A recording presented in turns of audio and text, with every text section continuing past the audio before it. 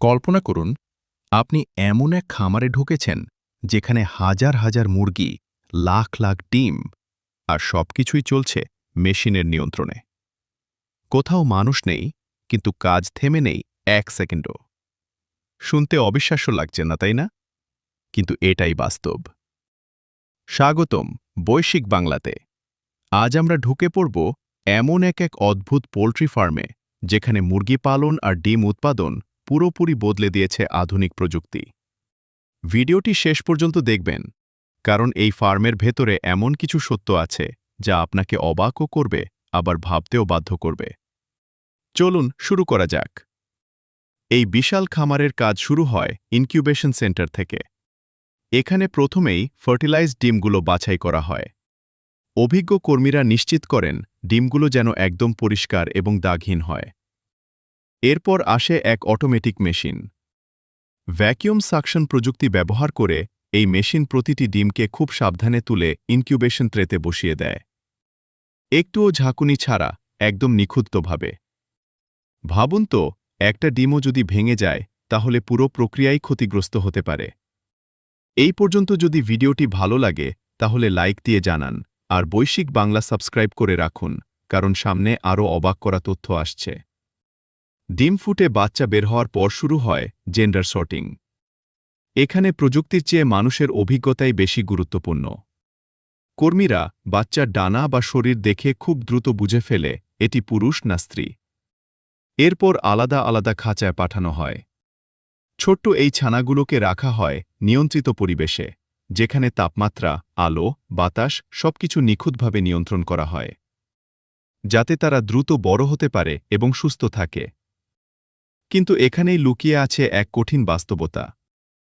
যখন পুরুষ ও স্ত্রী বাচ্চা আলাদা করা হয়, তখন পুরুষ বাচ্চাগুলো খামারের জন্য তেমন মূল্যবান থাকে না, কারণ তারা ডিম দেয় না আর মাংসের জন্যও তেমন লাভজনক নয়।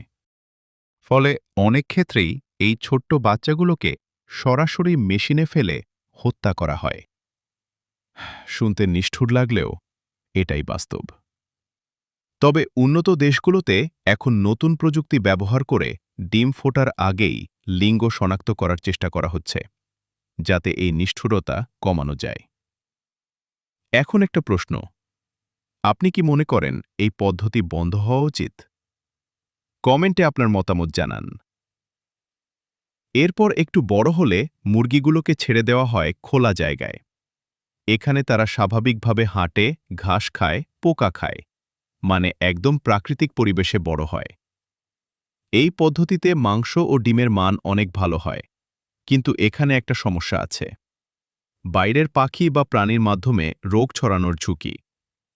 তাই খামারগুলোতে রাখা হয় কঠোর নিরাপত্তা ব্যবস্থা। এই পর্যন্ত যদি ভিডিওটি দেখছেন, তাহলে শেয়ার করে দিন আপনার বন্ধুদের সাথে। এবার আসি ডিম সংগ্রহের ধাপে। যখন মুরগিগুলো ডিম পাড়তে শুরু করে, তারা বিশেষ নেস্টিং এরিয়ায় যায়।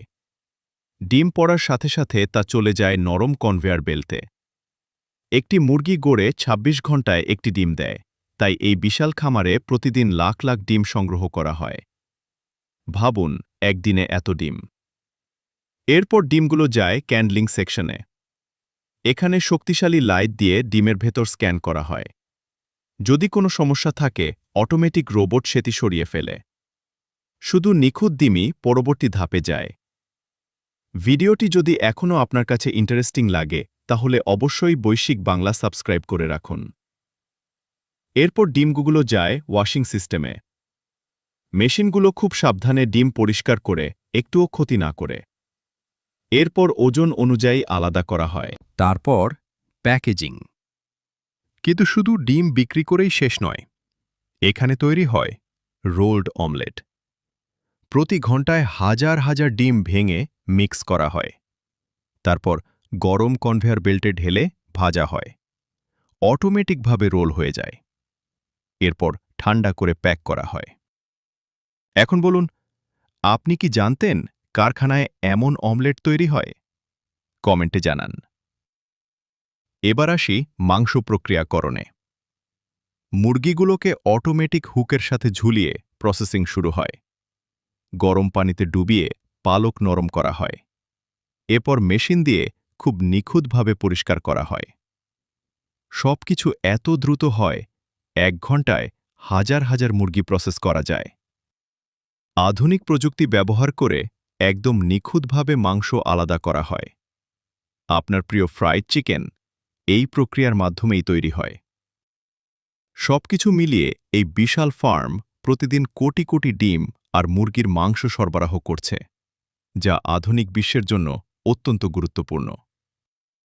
কিন্তু প্রশ্ন থেকে যায়, এই প্রযুক্তি কি আমাদের জন্য আশীর্বাদ, নাকি এর পেছনে লুকিয়ে আছে কিছু কঠিন সত্য? আপনার মতামত খুবই গুরুত্বপূর্ণ। কমেন্টে জানাতে ভুলবেন না। ভিডিওটি ভালো লাগলে লাইক দিন, শেয়ার করুন আর সাবস্ক্রাইব করুন বৈশ্বিক বাংলা, কারণ আমরা নিয়ে আসি এমন সব অজানা তথ্য যা আপনাকে নতুনভাবে ভাবতে শেখাবে। আজ এখানেই শেষ। আবার দেখা হবে নতুন কোনো অবাক করা গল্প নিয়ে।